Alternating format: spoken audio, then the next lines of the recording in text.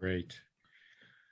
Welcome. My name is Jeff Goldhagen. I'm a pediatrician here in the University of Florida in Jacksonville and president of the International Society for Social Pediatrics and Child Health. We want to welcome you as a community committed to addressing the critical issues related to the impact of climate change on children.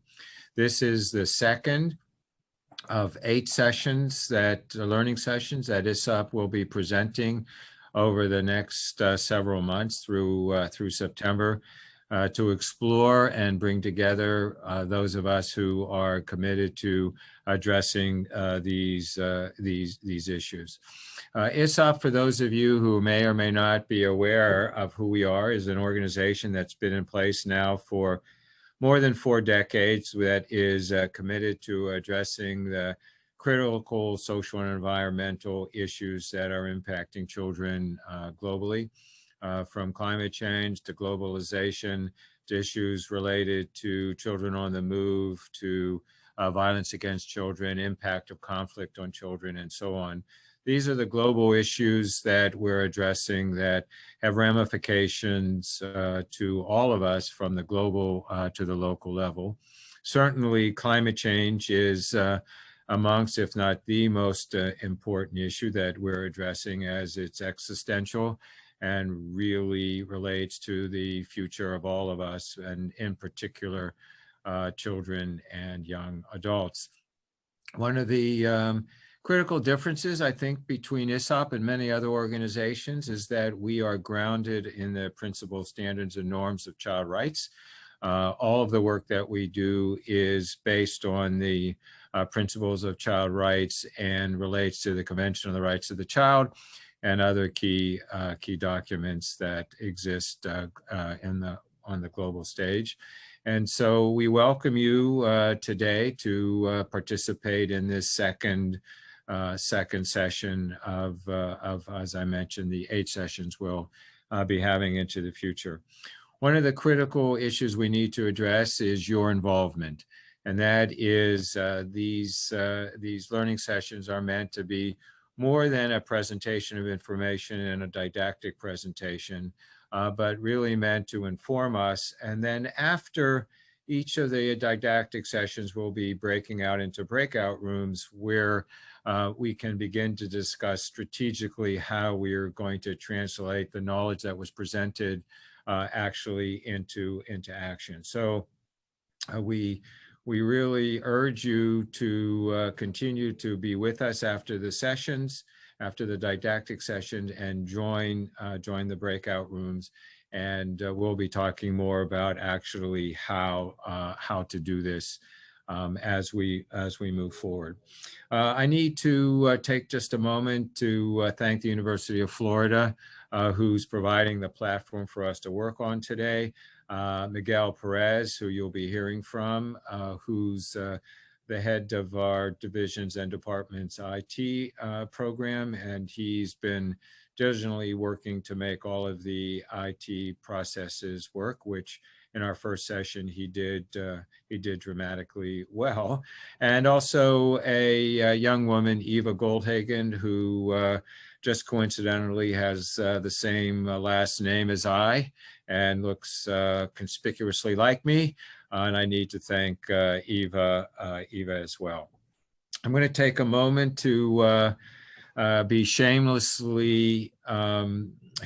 here to present the ISSOP signature here, our logo, and to again ask you to plead with you to participate with us and join us on our journey.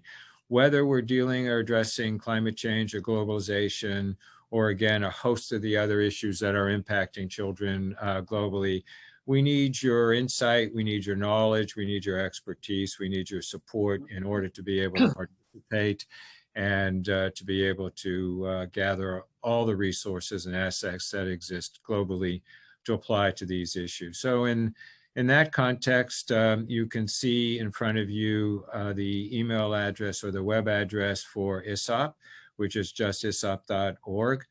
We welcome you to join our organization. Interestingly enough, there are no membership fees to join.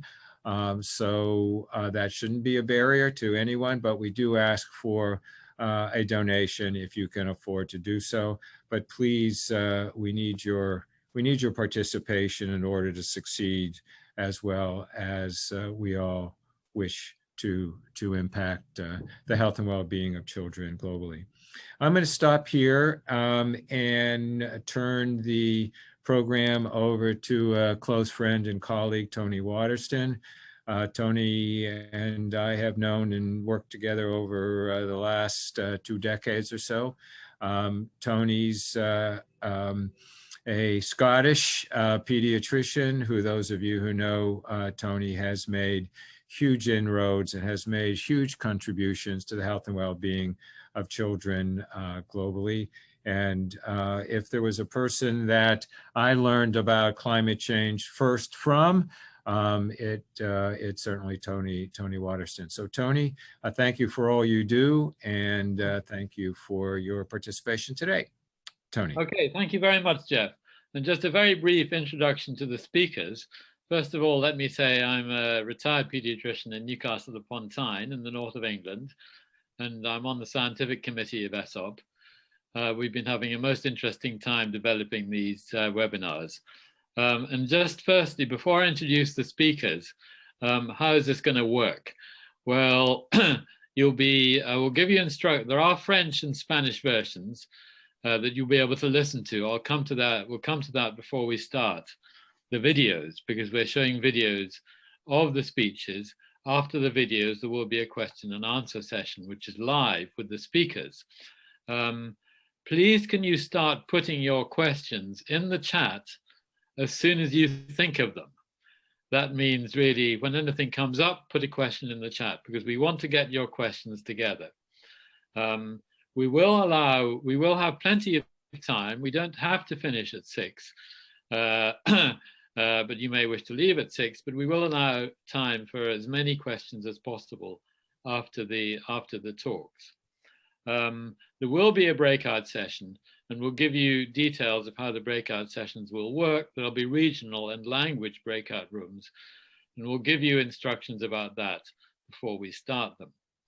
So let me just introduce the 2 speakers who are, we're very fortunate in having Professor Kevin Anderson, who's a professor in Manchester. He's one of the leading, probably the leading climate scientist in the UK, who's got long experience working with governments as well in relation to climate change. He'll be speaking first about science, some of the science of climate change. He'll be followed by Ruth Edsall, who's an internationally recognized pediatrician and the founding editor of Pediatric Environmental Health. From 2009 to 2012, she led the WHO's activities to protect children from environmental hazards. So we're very fortunate to have these 2 great speakers tonight. I'm now just going to ask, before we start the recordings, I'm just going to ask our technical expert to explain how those who would like to hear French or Spanish can do so. Miguel. Thank you, Tony. So we're going to utilize the breakout rooms for this. And how you do that is, if you would like to receive the presentation in either Spanish or French, you're going to navigate down to the bottom of your Zoom toolbar, and you should have a breakout rooms button down there. Once you hit that button, it should allow you to go ahead and join either the French subtitle presentation or the Spanish subtitle presentation. Once you do that, you'll be brought into the room, and the moderators will go ahead and start the videos.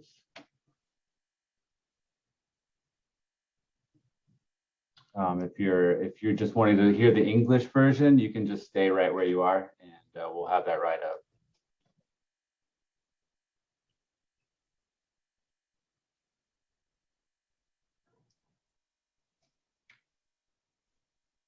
Tony, do you want to take it from here? I think we should just get going as soon as Miguel is ready. Yep, I'm just pulling up the video right now.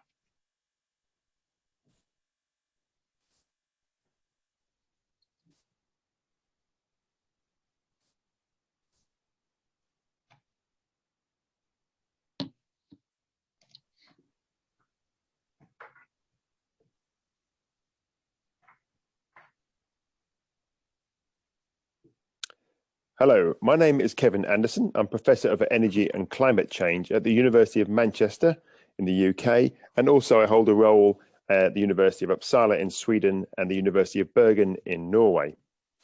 This talk I've titled From Iniquity to Integrity, Paris, 2 degrees centigrade, and Fair Mitigation. I want to start off by thinking about the Paris Agreement, something I hope you're all reasonably familiar with, and that the Paris Agreement commits us to take action to hold the increase in global average temperature to well below 2 degrees centigrade compared to the pre-industrial periods before we started to burn coal and other fossil fuels, but also to make efforts to limit the temperature rise to just 1.5 degrees centigrade of warming. And I'll come back to those in a minute. But it also very importantly makes reference to us reducing our emissions in accordance with the best science, and very importantly, and almost always ignored by wealthy countries, on the basis of equity. Now, this presentation focuses on reducing emissions, on mitigation, and it focuses on the energy sector, so the emissions that come basically from burning of fossil fuels. Agricultural emissions are very important. Probably 20, maybe as high as 30% of the warming that we see really relates to emissions from land use and agriculture. They can be reduced significantly by changing our diets and agricultural practices, but they cannot be eliminated. But the majority of the warming we see, the majority of the emissions comes from our burning of fossil fuels. And that's going to be the focus of this presentation. I take the Paris Agreement and our commitments in different countries around the world to the Paris Agreement at face value. I assume we were being honest when we signed the agreement. The talk here is based on the science in the Intergovernmental Panel on Climate Change, and I'll come back to that in a minute, and very much on the concept of equity that's deeply embedded in the Paris Agreement. I ignore political and economic sensibilities, in other words, the concerns of short-term politics. That's not to say that politics and economics aren't important, of course they are, but the whims of our current policymakers, one way or another, are not really that important when we're trying to address the seriousness of climate change. And put these three together, and I think it provides a far more challenging agenda for mitigation, for reducing our emissions, than most other analysis that you'll hear. Now, I'm going to focus on mitigation, but I want to start by touching on issues of impacts. First, let's acknowledge that the 1.5 and 2 degrees centigrade challenge is actually itself unjust. Many people around the world are already suffering from just 1 degree centigrade of warming, with extreme weather events exacerbated by the warming that we've put into the atmosphere, whether that's in Mozambique or in the Philippines with Haiyan, or in New York with Sandy, or the coastal strips of Bangladesh. We already have locked in significant impacts to ecosystems. At 1.5 degrees centigrade of warming, that's probably about 3/4 of the barrier reef destroyed. At 2 degrees, almost completely killed off all of the barrier reef. Now that's emblematic, but an emblematic ecosystem, but that's true of many other ecosystems, and we are going to be fundamentally changing them. We are, of course, changing the future for our current children, our own children today. This is what we are doing is very unjust for their futures. What we are already doing is causing many people around the planet to suffer from our emissions and are dying from our emissions, and we've known this for a long time. But these situations will get much worse if the warming goes to 1.5, and then much, much worse if it goes to 2 degrees centigrade. So we are affecting the future for all species on the planet for hundreds of years to come. But unfortunately, we've left it so late that 1.5 degrees to 2 degrees centigrade of warming is now the best that we can achieve. This is a huge change in the weather, in the energy we put into the atmosphere, and therefore on the climate around our planet. We've only seen 1 degree centigrade of warming in all of modern human time for the last 10,000 years. And now we're suddenly, within 50 to 100 years, pushing ourselves to 1, 1.5, 2 degrees centigrade, and probably much higher unless we cut our emissions. Now, I want to now focus back on mitigation. What does the IPCC, the Intergovernmental Panel on Climate Change, the UN body that brings together the science, tell us about the Paris Agreement? Well, I'm going to synthesize all of the IPCC's excellent work in one simple sentence. It's carbon budgets that matter, not long-term targets. is the total amount of carbon dioxide we put into the atmosphere that links to temperature rise, not what we do by 2050 or 2030 or whatever date. And just thinking about this simply from a sort of stylized graphic, it's the area under the curve that matters, the total amount of carbon dioxide. And that means if in the short term, we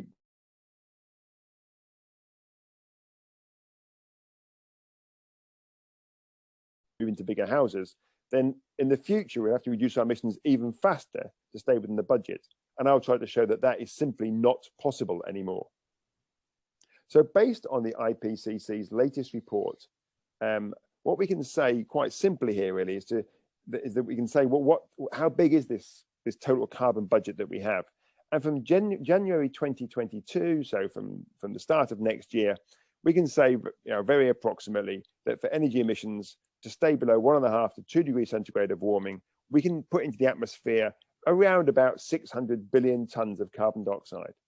And that's our total budget from 2022 out to the end of the century and beyond. Now, that probably means very little to many of you, but in 2019, our emissions were about 36 billion tons of carbon dioxide, dropped obviously a bit last year because of COVID by about 6% or so. But if you put that together, that means about 17 years of 2019 emissions, and we'll have blown our budget for the Paris Agreement for an outside chance of 1.5 and a reasonable chance of staying below 2 in just 17 years. And that's a global number, remember. Now, to understand what action we need to start to control or start to reduce our emissions to stay within our Paris commitments, we need to recognize where we are today. And that does require some significant humility, particularly amongst those of us that are wealthy high emitters. The first IPCC report came out in 1990. Probably some of you listening to this talk were not even born in 1990. In 2019, emissions of carbon dioxide were over 60% higher than they were in 1990. 60% higher in the year of in 2019 than in 1990. And in 2019, they were still going up about just over 0.5%. So despite all of the rhetoric and optimism we've seen over the last 30 years, what we've presided over is really abject failure in terms of reducing emissions. That's not to say people haven't tried. Some people have, but many other people have been not being involved in this, and others have deliberately tried to undermine any change. And we have failed on climate change abysmally. But the news we often hear gives a sort of impression that actually we're demonstrating leadership. We often hear things like we did yesterday. The UK emissions are down 51%. The EU is slashing its emissions, etc., etc. This sort of language about these wonderful leaders. But actually, when you include aviation and shipping emissions, and you include the emissions from imports and exports to areas like the EU 27 or indeed the UK, then what we see is even these so-called climate progressive countries have actually demonstrated no meaningful cut in our carbon dioxide emissions relative to the scale of the challenge for 2 degrees centigrade and even more for 1.5. Just to put the numbers more precisely here, we've seen in the EU and the UK about 13 to 15% cut in 30 years of our carbon dioxide emissions. That's less than half, it's just over rather 0.5% every single year, just 0.5% for some of the wealthiest parts of the world. So why have we managed to, or how have we managed to fail, particularly in the wealthy parts of the world initially, and now more so in China and increasingly in India and other parts of the world? Well, we've had a whole litany of what I call technocratic fraud, and I'm just going to touch on a few of these now. The whole concept of offsetting, paying a poor person to diet for us. If we want to lose weight, we have to cut back on the chocolate. We can't expect someone else to do it for us. And it's the same here. As high emitters, we cannot expect to pay poor people elsewhere in the world to cut back in their emissions so that we can carry on with our high carbon lifestyles. But we've adopted that practice, even in the scientific community. That's often used to use an excuse for flying to international conferences on climate change. At a national level, we've got the Clean Development Mechanism, where we've got state-sanctioned offsetting. So governments, rich governments typically, are saying we'll pay poorer countries to reduce their emissions so that we can carry on business as usual. We've got the concept of afforestation being used in Sweden, but increasingly in other parts of the world, where we plant some trees so that we can expand our airports, hoping that the trees over the next 50 or 100 years will absorb the carbon dioxide that we put into the atmosphere through our flying. And then very importantly, and I'll come back to this a little bit later, this whole concept now of negative emission technologies. These technologies exist at very small scale or in the imaginations of some academics. And yet in almost every single scenario we have about the future, we assume that they will work at huge planetary scale. something similar to the same size of the current oil and gas industry. But these technologies don't exist at scale today, and yet we assume in virtually every scenario that they will do. What we haven't done in 30 years is tried seriously to reduce our carbon dioxide emissions. Now, I just want to touch on the negative emissions because they're very important in a lot of the analysis, and often people say I'm too critical of them. My position on negative emission technologies, and indeed broader carbon dioxide removal techniques, as they're sometimes referred to, is yes, let's fund the research and development into these sorts of technologies. Let's deploy them if they meet very stringent sustainability criteria, and some of them look like they will make things much worse on broader sustainability and biodiversity indices. But let's reduce our emissions today. Let's mitigate today, assuming negative emissions will not work at scale. And that's particularly important for energy, because we probably will require some carbon dioxide removal or negative emission technologies to compensate from the warming from the residual greenhouse gases from agriculture. So even if we all went to sort of very low meat diets and away from ruminants, then you would still have lots of methane and nitrous oxide, which are serious greenhouse gases. And you cannot eliminate all of those. So what this tells us is that energy needs to be real zero emissions. So what of COVID? Just going to touch on this. Over the last year, in 2020, the best estimate that we have now is that emissions fell globally by about 6%. Now, if that level of reduction could occur year after year after year from now, then that would give us a fighting chance of 1.5 to 2 degrees centigrade. So that year, which with all the tragedy that was involved and all of the changes in our economies, gives us a feeling of the scale of change that is necessary, hopefully more progressive change than the tragedy of COVID, if we are to deliver on our Paris commitments. But the signs are not particularly good. From the poorest nation to the wealthiest nation, we're all still seeking ongoing economic growth, more energy, more resources, with the sort of language of decoupling, that somehow we can move our economies magically so that they can grow, but without using more resources or more energy. In the time frame that we have, that is simply not possible. It's a myth, this decoupling. Economic growth certainly needs to be welcomed in poorer countries. It improves their quality of life. It's really key. But I think we have to ask the question, is that appropriate in incredibly rich countries like the UK or regions like the EU or the US? It certainly is some of the poorer people in our societies, but on average, I don't think the wealthy countries, the incredibly rich countries, really need lots more economic growth. So let's return now to the Paris Agreement and the commitments we laid out there. We have this global carbon budget. We need to consider now the issue of equity. And equity is absolutely key to the Paris Agreement. All of the climate protocols, going back to the Rio summit in 1992, that some of you may remember, right through to the Paris Agreement, they've all acknowledged that poorer nations will need no longer to make the transition to zero carbon energy, zero carbon overall. So without this generational buck passing, the idea that we'll use negative emissions or our children will use negative emissions in years to come to remove carbon dioxide from the atmosphere. So without that, how does the actual total budget play out from an equity perspective? Well, to develop this, we really need to understand the maths and the science of climate change, but we haven't got time to go through that today. So instead of all of that, I'm going to try and think of it in relation to pies, which is a great sort of Northern English delicacy in our diets. So to limit warming to 1.5 to 2 degrees centigrade, we know that we have this global carbon pie, and we have some idea of the size, about 600 billion tons from the start of next year. Now, it could be a bit bigger than that. It could be a bit smaller than that. I think with some of the feedbacks that we're likely to see, tipping point sometimes the way it's used in the press, then it's probably going to be a bit smaller. But let's stick with the standard IPCC numbers at the moment, 600 billion tons. And following the equity language of Paris, we have to now consider how to divide that pie between the wealthy parts of the world and the poor parts of the world. Now, in the Paris Agreement, they use the language of developing country parties. So that's the poorer parts of the world. It does include China, but China's income per capita is much lower than that of almost all of the developed country parties. So that's the language in the Paris Agreement. We have to divide the pie between those two. And then we can ask, well, what is a fair slice of this pie for these two groups? And we started off by asking, well, what is the minimum budget, the carbon budget, within which developing country parties could still develop? Because remember, that's locked into the Paris Agreement and all of the other climate protocols. And just touching on that now, there's a lot more work that went into this in a paper which I'll link to later. basically the poorer parts of the world need to collectively reach a peak in their emissions by about 2025. Now that would be probably a bit earlier for China and much later for a country like Rwanda, but collectively by 2025, and then reach zero carbon energy by around 2050. And when you play that out in terms of carbon budgets, you can then ask, well, how much is left? What is the fair slice that is left for the wealthier parts of the world? And it's worth noting here that the carbon budget now at a global level is so small that there's little scope for actually changing the division that we ended up with in our analysis. So unless you assume lots of negative emissions, you're really sort of stuck with this division between the poorer and the wealthier parts of the world if we're going to stick with the equity component of the Paris Agreement and the science embedded in the IPCC. So let's now focus on the developed country parties and see, well, what is the challenge that we're facing here?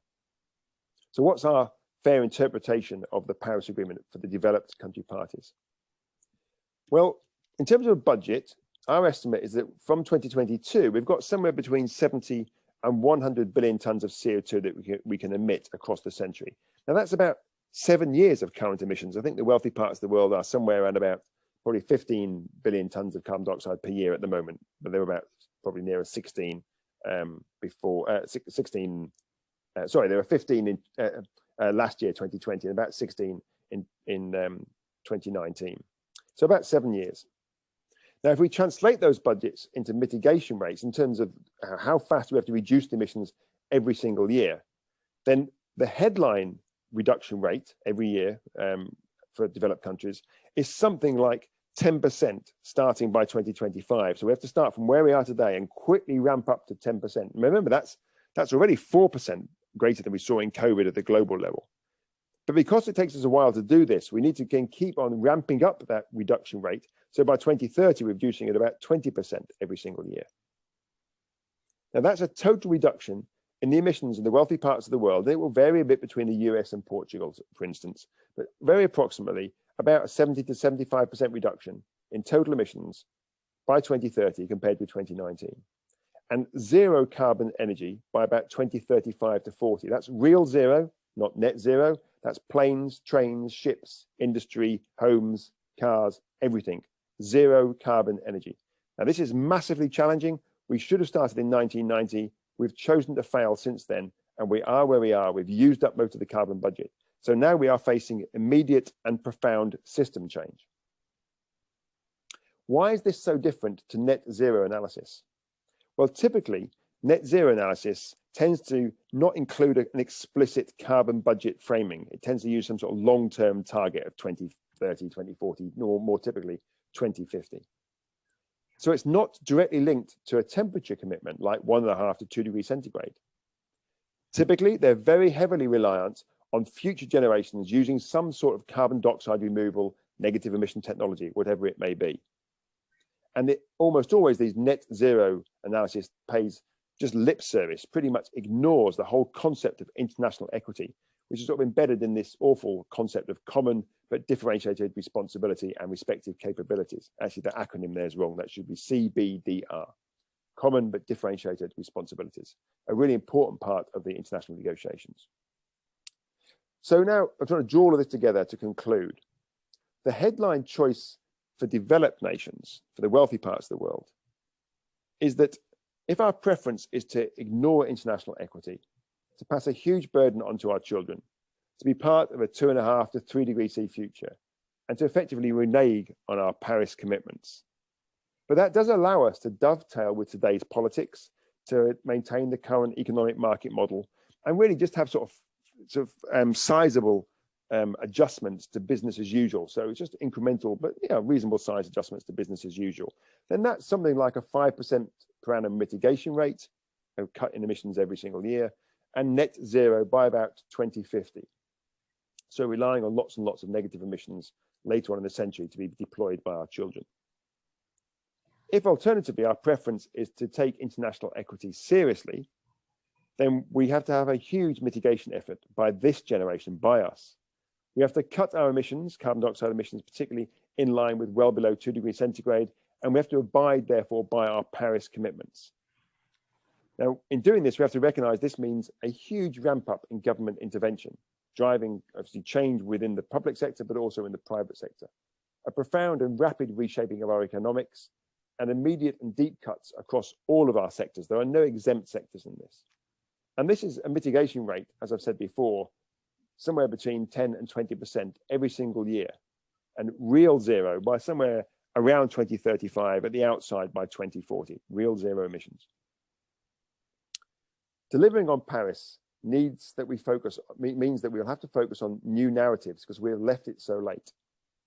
We have to ask questions about what constitutes growth, progress, and development. Is it just about economic growth? Is it about growth in female literacy, about reduced crime, about better air quality, about more job security? You know, how are we going to measure success in our societies and progress? We have to reframe the whole concept of value and how we reward success, if we reward it at all.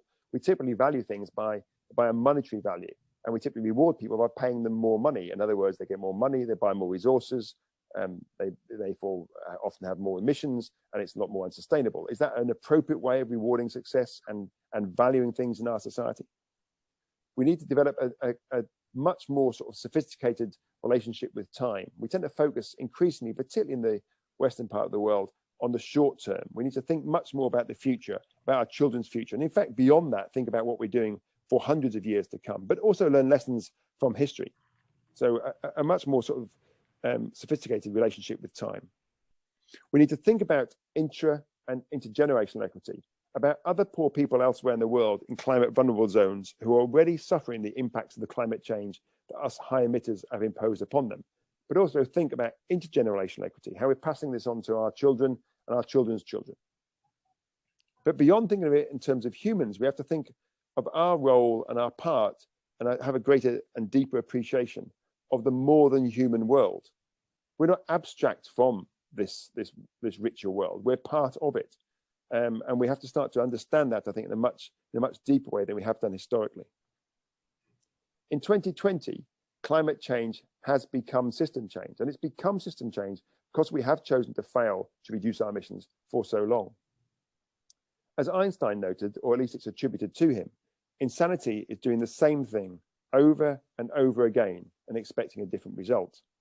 And thus far, we in our generation, particularly the high emitters amongst us, have chosen to pass on to our own children the consequences of 30 years of such insanity. So on that note, I'd like to say thank you very much for listening. And I believe there's going to be a Q&A later on. So if you have any questions, I'm happy to try to answer some of those. There's these two links here, which we can pass on to you electronically, relate to a paper that underpins a lot of the analysis within this presentation, and also to an article that we've written, which is an easier read than plowing through a typical academic paper. So as I say, thanks for listening, and I look forward to your questions.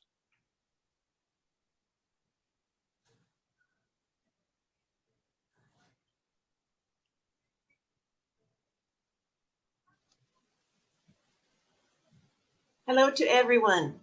Thank you very really much, happy Kevin. to be here today, and I appreciate the opportunity to help launch the declaration of the International Society for Social Pediatrics and Child Health, otherwise known as ISSOP.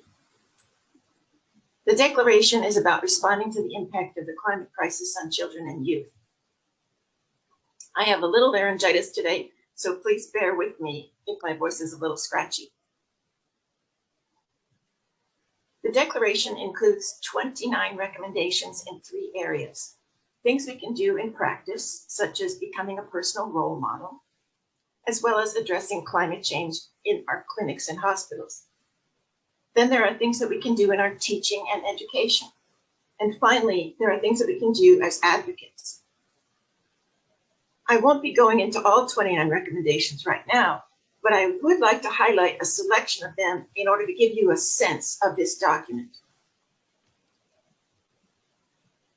One of the reasons for this declaration is that, as this slide shows, only about 20% of overall health status can be attributed to healthcare itself. The other 80% depends on social and structural determinants, as well as ecological determinants. Often, we in pediatrics don't do enough to address these determinants, and it's actually one of the reasons that this society was formed. Kevin Anderson reminded us just now of the science that shows the changes in our Earth's climate. The climate crisis we face now reminds me of the story of Marie Curie's life. Of course, we all know that she died of radiation. What you may not remember is that for her entire life, she denied that her illness had anything to do with radiation. This is from a poem by Adrienne Rich that says, "She died a famous woman, denying her wounds. Denying her wounds came from the same source as her power." So many of us in the industrialized world are still denying that our wounds come from the same source as our power, which is fossil fuel. We need to keep saying over and over, as beautifully as we can, that this situation is of our own creation and can be ended as it began by the power of our choices. We can focus on choices at 5 levels. First, our personal choices matter. Then our practice choices matter. The hospital choices matter. Our teaching choices matter. And our advocacy choices matter. Let's start with personal choices. The Declaration recommends that we serve as personal role models for practices that promote environmental sustainability. What does that look like?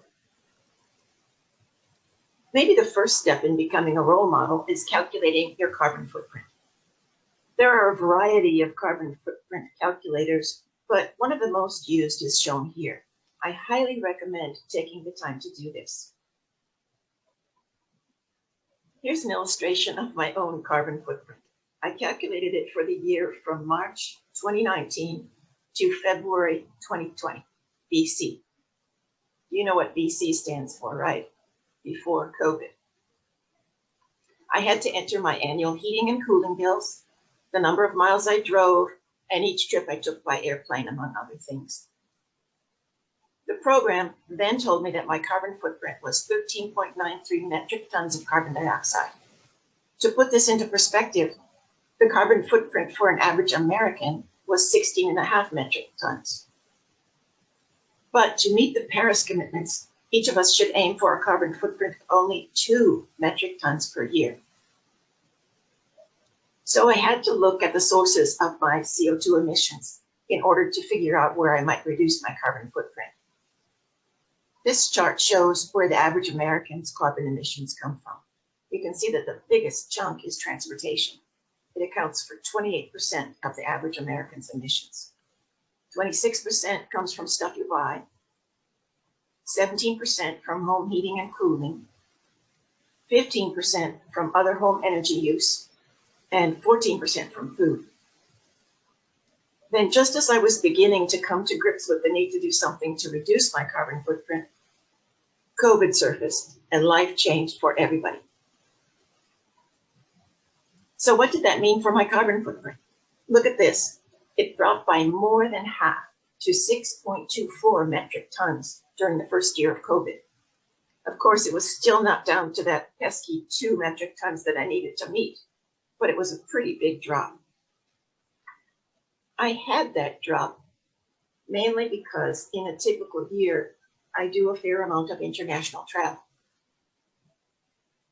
For example, the year before COVID, I took a trip to Beijing, one to Geneva, and one to Milwaukee. You can see the carbon footprint of each trip here. It's clear that even one international trip uses up almost the whole 2 metric tons for the year. That is why the Declaration recommends that we reduce the carbon footprint associated with professional meetings, including reducing flying, as well as contracting with green facilities and organizations, and offering primarily vegetarian, climate-conscious, and locally sourced meals.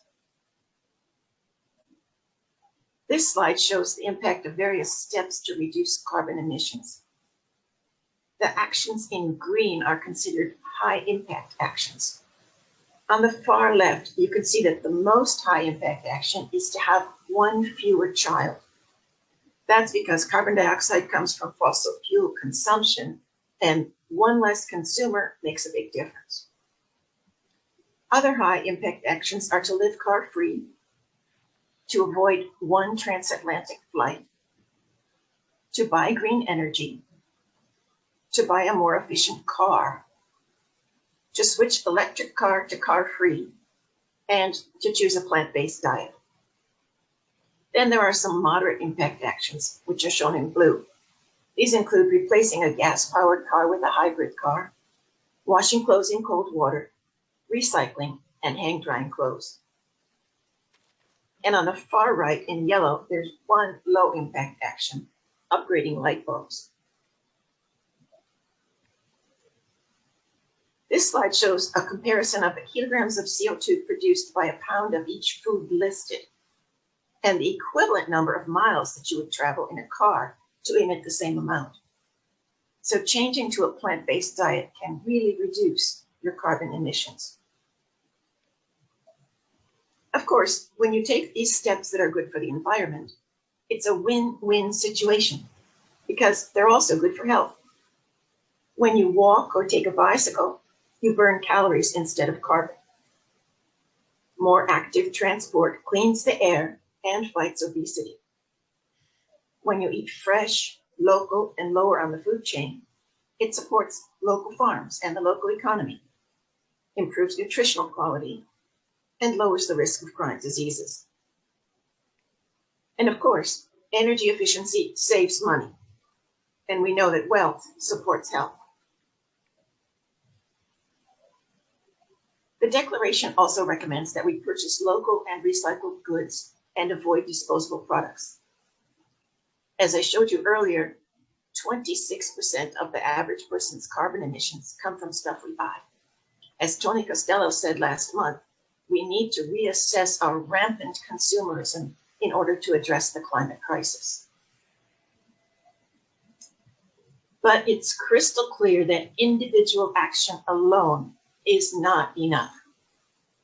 That is why the Declaration recommends that we build coalitions to address climate change through education, advocacy, and civil action. We must all speak out together about the importance of change. We must demand local, national, and international policies and strategies that rapidly reduce greenhouse gas emissions and ensure preparedness for climate-associated extreme weather events. We must advocate for alternate and healthier forms of transportation for all to reduce air pollution and dependency on carbon-producing vehicles. We must advocate for sustainable and renewable electricity generating systems, accessible transportation, plant-based and regeneratively produced food, and equitable access to green spaces that improve the lives of children and families. So how do our practice choices matter? There are many things that we can do in practice. The Declaration says that we should use the framework of anticipatory guidance at office visits for discussing climate change with families. But how do we begin that discussion? A recent article from the Annals of Internal Medicine suggests that in a visit with a patient with asthma, you might approach it by saying something like this: climate change and air pollution are caused by the same thing, burning fossil fuels. Together, they make air quality worse, and that can make lung disease worse. Checking air quality and avoiding busy roadways when you go out for exercise can help protect you. The choices that are made in your hospital also matter. Healthcare contributes to greenhouse gas emissions. The only buildings in the US that use more energy per square foot than hospitals are supermarkets. On this slide, you can see some of the ways that hospitals emit greenhouse gases: heating, cooling, lighting, and water use, waste and aesthetic gases, emissions from meat productions and food transport, emissions from employee commutes, emissions from waste hauling and treatment and landfill gases, the hospital's fleet vehicles, and emissions from the supplies and materials that the hospital purchases. That's why the declaration recommends that we work to reduce the carbon and environmental footprint of health facilities, including strategies to increase energy efficiency, incorporate renewable energy sources, and reduce waste. Some hospitals have already decided to go carbon neutral, and I know that those in the UK have made tremendous progress. If your hospital hasn't yet taken action, you might want to ask if they have a sustainability committee, and if they don't, ask if you can form one. Your teaching choices also matter. The declaration recommends that we promote education of child health professionals at all levels of training and in all venues of practice on all aspects of the climate crisis. This means during medical school, during residency, as well as in continuing medical education programs. The World Health Organization has developed a wonderful series of training modules that can be used off the shelf to teach students, residents, and others about climate change and other environmental health issues. There are over 30 modules, all with detailed speakers' notes and complete references. And you can get them by going to the WHO website featured here. Finally, your advocacy choices matter. The climate crisis is a child rights crisis. It's also an environmental justice crisis because the people causing it are not the ones most affected, and the people most affected are not the ones causing it. The children of the world know this. They are upset and afraid about what it means for their futures. We can make a choice to follow the lead of the teenagers around the world who've been raising their voices for the last 30 years, but often they have not received the support that they need. This is why the declaration recommends that we advance and support children's own advocacy and mitigation efforts on the climate crisis. But we cannot leave it to the young people. All of us need to engage because it is so hard and we simply don't have time to lose. We hope that you will consider joining us by taking on some of the actions suggested in this declaration. If you would like to sign the declaration, you can let Professor Jeff Goldhagen, the president of the Society, know by sending him an email message at this address. So we've come to the end, and I'd like to leave you with an old Chinese proverb that I like very much. It says, "Be not afraid of going slowly. Be only afraid of standing still." Thank you. We'll now go to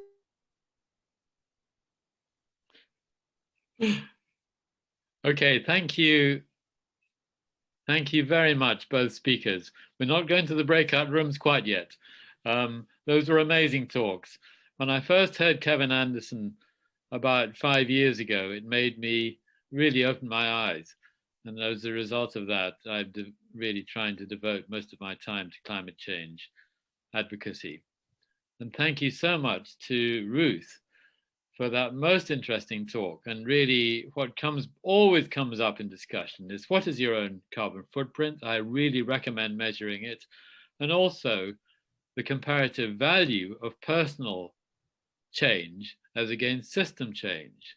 And my view is that we have to show personal change to actually get the politicians to bring about the change that really is going to make the difference. So we're going to go into questions now. Kevin is with us. He's already been very helpfully answering some questions in the chat. Thank you very much for that, Kevin. We're going to have, I think we should have at least 15 minutes, if people don't mind going on till about 6:05 with questions. Tony, can I interrupt for 1 second? Have our colleagues in the French and Spanish breakout rooms, have they been able to join us yet? Do we know? Unfortunately, the Spanish didn't work. I tried 3 times, but didn't work, Jeff. From the French breakout room, we've returned here now. Great. Sorry. Okay. So anyway, there are people who put in questions. You're welcome to put in questions now.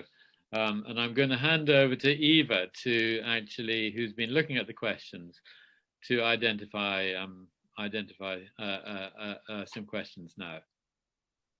Eva. Yes, so we can go ahead and start with one that hasn't been answered yet. Some argue using the terms majority world instead of developing nations and minority world instead of developed nations is more reflective of the world. Do you think that if the global climate effort is rethought in this framework, it would have a meaningful effect moving forward? Yeah, no, firstly, can you hear me okay? Yes. Okay, good. And secondly, I apologize. I'm actually in a strange hospital bed at the moment because I've had a bicycle accident. So that's why I'm in this odd bed with the handle above me. I think actually reframing the language or moving away from the language of developed and developing would be a really good thing. And I quite warm to the idea of minority and majority world. I think there's something about that.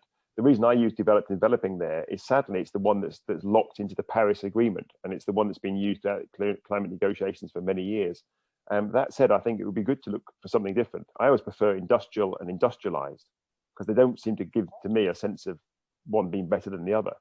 As developed and developing, it sort of privileges developed world as somehow that is a better thing to be than the developing world. Well, I think there are many bad things in the developed world, which I talked about in the chat. So yes, maybe that language of minority and majority world would be a positive step forward and would remind us in the wealthy world, of course, that we are the minority. 1.5 billion people roughly in the developed world and 6 billion in the developing world. Ruth, do you want to come in on that? My own personal preference is to talk about industrialized and less industrialized countries, because in fact, the way we're emitting carbon depends on how industrialized we are. And so I tend to prefer that, but just a personal opinion.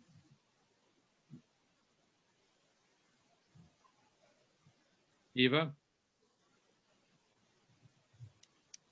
Eva, you're on mute. Oh, thank you. Sort of piggybacking off of that, when we talk about developed and developing countries, what do we understand by development? And is it possible for developing countries to become developed?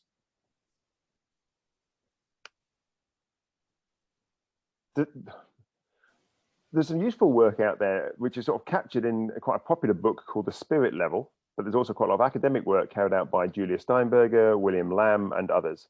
And what they've done, they've looked at a whole sort of series of indices of quality of life. That can be life expectancy, it can be female literacy, it can be crime, it can be a whole set of things.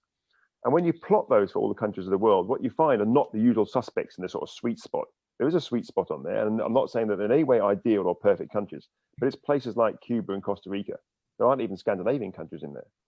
And so these countries actually have high life expectancy and hit most of the indices quite well, and yet have low emissions and quite low sustainability implications. So perhaps they're the ones which, if we are going to look at any countries to learn some lessons from, I don't think we should be emulating them, but learn some lessons from, they're not the usual suspects. They're not countries we would typically classify as developed, actually. And yet they do have a high quality of life in most respects, in no way perfect.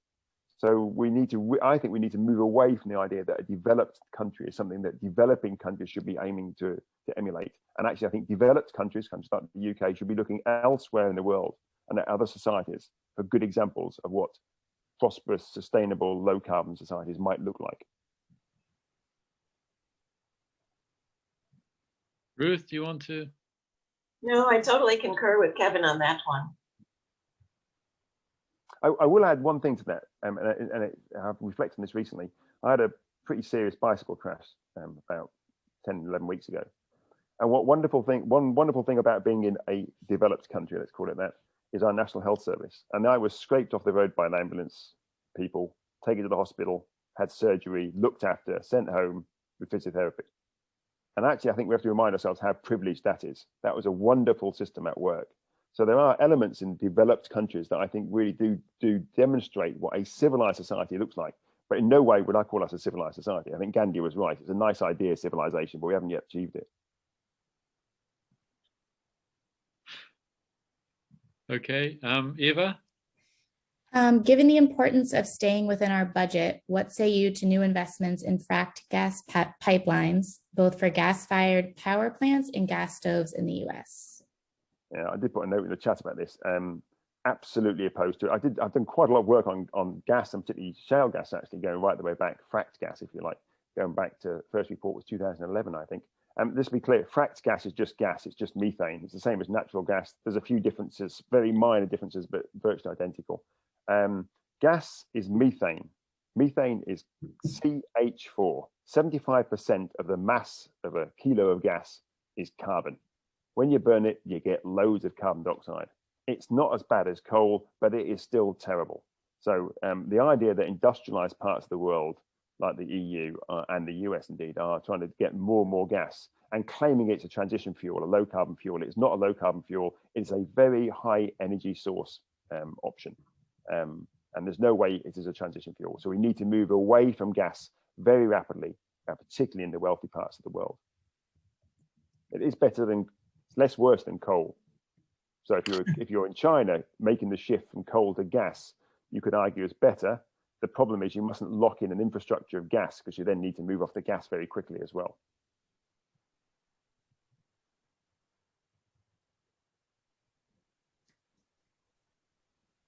All right. Next is more of a comment that maybe you could reply to. I read that the wealthiest 10% in the world use 45% of the carbon budget. So is it those people who need to make, it is those people who need to make the cuts and are best able to afford to change their lifestyles? Yeah, again, this is another thing I've been working on for years, actually. Yeah, it's roughly 50% of half of global emissions come from 10% of the population. And I think it's something like, there's some work by Sivan Cartham and others, I think it's based in New York now, that shows something like 1 to 2% of the population emits something like 50, there's more than the bottom, I think it's the bottom 40 or 50%. So there's some really weird sort of ways that the emissions are skewed to particular groups of people. And yes, so if the top 10% of global emitters, and they're spread around the world, about 2/3 of them in the wealthy parts of the world and about 1/3 of them living in the poor parts of the world, if that top 10% reduce their carbon footprint to the level of the average European citizen, the average EU citizen, so the average EU citizen is not a poor person, and that would not be enough, but that would reduce global emissions by about 1/3. Just think of the numbers of that. If the other 90% of the world made no change, and just the top 10% reduced to the level of the average European, that's a 1/3 cut in global emissions. It shows you how the emissions of carbon dioxide are massively skewed to the very wealthy. And unfortunately, a lot of people don't think they're in the very wealthy category. Professors like me, we don't like to think we're in the very wealthy category, but of course we are. And so I think this is a really important issue, that equity is at the heart of responding to our climate change commitments. The problem for me is that who are the people in that group? They're the policymakers, the academics, the barristers, the journalists, all the people that frame the climate change agenda are in that group of high emitters. So we're asking the foxes to guard the chicken coop.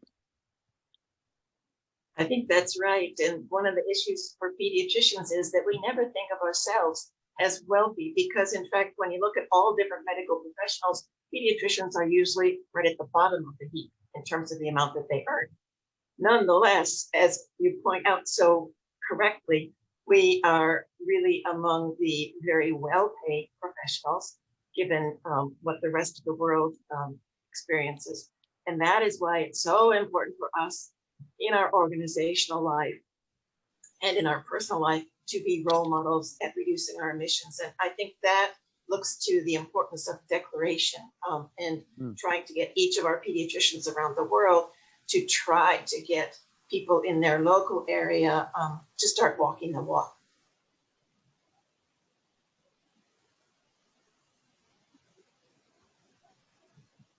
Great. Okay. I know you touched on this in the chat, but do you see a future for flying using solar or other energy sources? Will it be rich people only, or can we get used to slower forms of traveling? If we premise all of this in delivering on our Paris commitments, and if we don't deliver on those, remember what we're saying then is that the impacts of climate change will anyway stop us flying, and it will anyway stop us living good quality of lives. So the reason we're aiming for Paris is that we can have good quality of lives. But But the problem for that is that actually the carbon budgets are so small. And you look at something like aviation, there are no technical opportunities for aviation in the short to medium term. Lots of people love talking about electric planes or biofuel. But if you play these things out and say, how long will it take for those to penetrate the aviation market significantly? Well, decades. And even the people who work on this say typically it's going to be 2040, 2050 before we get significant amounts of these. And yet we need these very quickly. So in the interim, we have to cut back on how often we fly.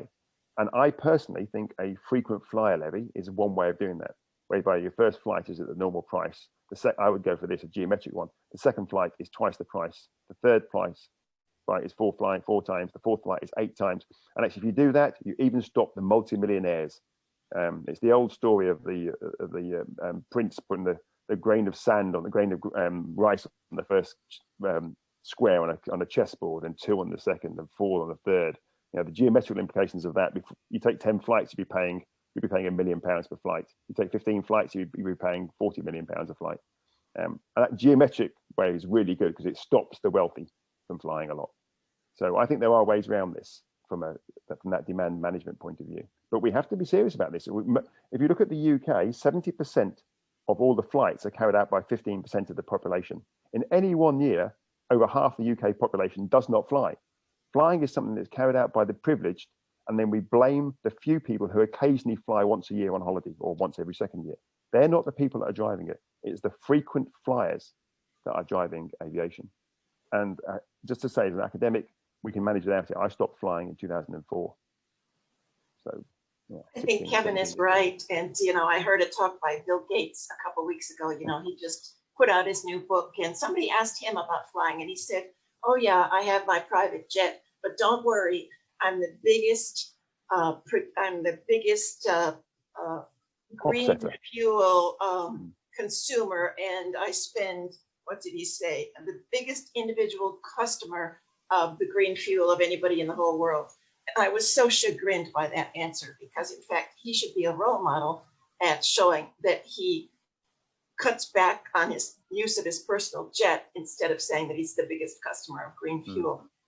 And it's why many of our organizations would do well to have organizational promises that they will cut back on these big international conferences. And we're trying to push more and more pediatric societies to go online, even in the post-COVID days.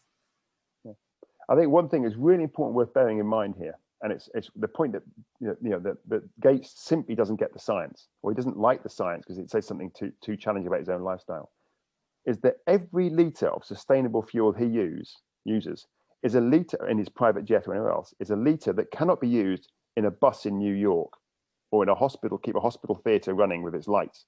And so he is taking away the limited amount of sustainable fuels that we have at the moment and using them for his own private privilege.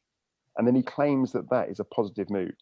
I like this idea we take a triage approach.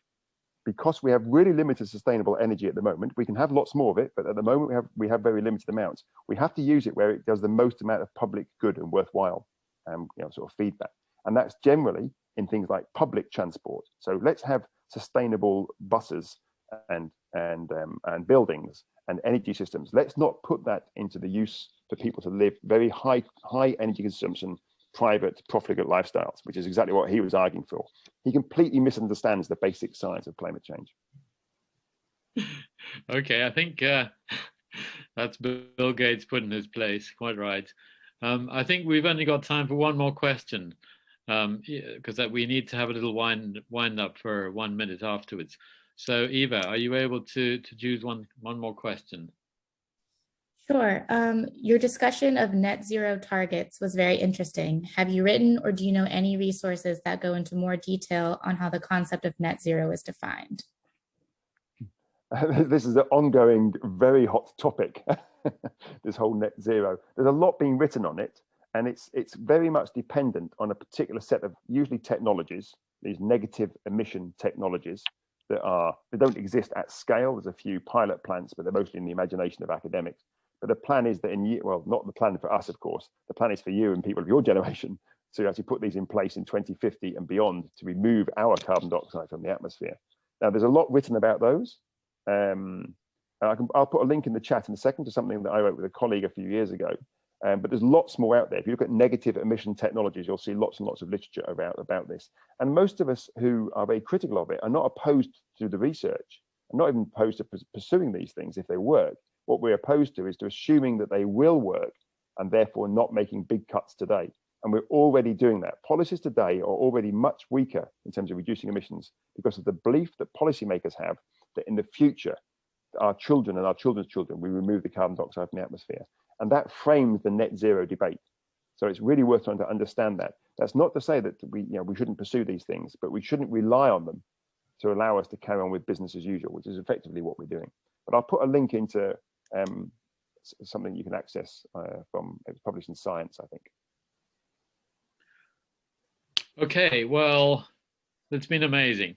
And I'm really so grateful to Kevin Anderson and to Ruth Edsel for really making us think again.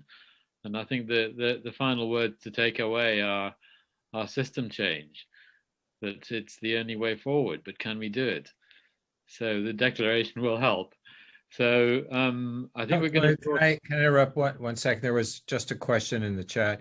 Can you mention again that the recordings will be up on the ISSOP website on YouTube? I'm going to say that. Firstly, that the declaration has been sent out, but will be sent out again.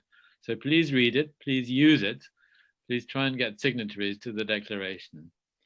The recording will be available within the next few days on the ISSOP website of the whole talk. So, and we really would like it to be disseminated as widely as possible, because these things need to be known. They're not known. They need to be known and understood. Telling the truth is our first role. So now we're going to go into the breakout rooms. I hope as many of you as possible will stay for a further hour or so, or up till about 7 anyway, for group discussions that are going to be both regional and language breakout rooms. You will find these in the breakout room section. You can choose which room you go to. And I'm going to say goodbye to everyone now, and thank you, a big thank you again to Kevin and Ruth, and hope to see you all again another time in some of the breakout rooms. Don't forget, there's another webinar this time next month. Do please come back and join us for that one.